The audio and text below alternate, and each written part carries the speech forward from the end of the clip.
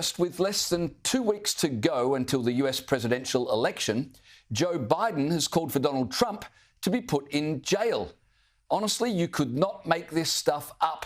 It's the Democrats who have continually warned that Donald Trump is a threat to the rule of law, and it's the Democrats who have continually warned that Donald Trump is a threat to democracy. And yet, here's Joe Biden in a speech Vladimir Putin would be proud of, calling for the Republican candidate to be imprisoned just 14 days before the election. I said this 5 years ago, you'd lock me up. We got to lock him up. Now, Biden's team have pointed out that after calling for Trump to be locked up, Biden did belatedly add, politically lock him up. But what does it mean to lock someone up politically? Like most of what Biden and Harris and Waltz say, it doesn't even make sense. But isn't it telling that Biden is promoting jail for Trump rather than promoting policies in a bid to help Harris win the election? While Americans are dealing with a major crises at the border, skyrocketing inflation, crumbling national security, the Democrats are obsessed with putting Donald Trump in prison. Their willingness to jail a political opponent is not just divisive, it's dangerous. It's an assault on the will of the people and the kind of stupid, reckless move that could spark a civil war. But accusing Trump of being a threat to democracy whilst themselves calling for him to be jailed 2 weeks before an election continues a pattern on the left where they accuse their opponents of doing the very thing they're doing while they're doing it. Now, this allows them to act shocked at the flames whilst being the arsonist. And if you're not sure what I mean by that, have a listen to former President Barack Obama this week. I don't understand how we got so toxic and just so divided and so bitter, and I get why sometimes people just don't want to pay attention to it.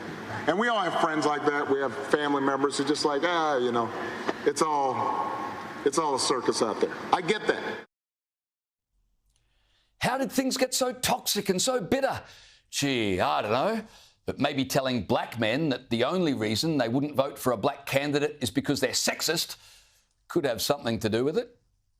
And you're coming up with all kinds of reasons and excuses.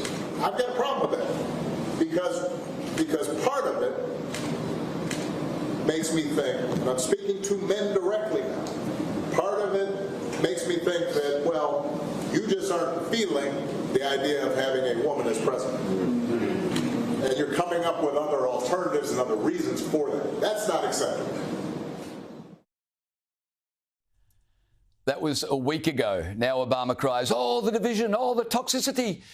If you don't want division, maybe don't promise your presidency will end the racial divide, only to then perform a medal-winning backflip once in office and start dividing everyone by race. But I sympathise with Biden's confusion. I don't understand how those racist, transphobic, misogynistic, deplorable, low IQ, backward hillbilly Republicans are so bitter all the time either. It's just weird.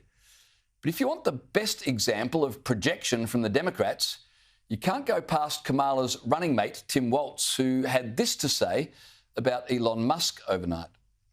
Elon's on that stage, jumping around, skipping like a dip on these things. You know it. The toxicity, the division, where's it all coming from?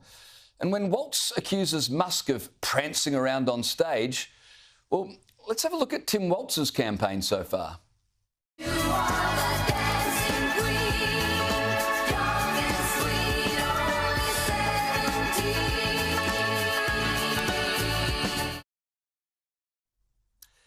Fair bit of prancing around there. But like I said, accusing others of doing the very thing they are doing while they're doing it is about the only thing the left excel at.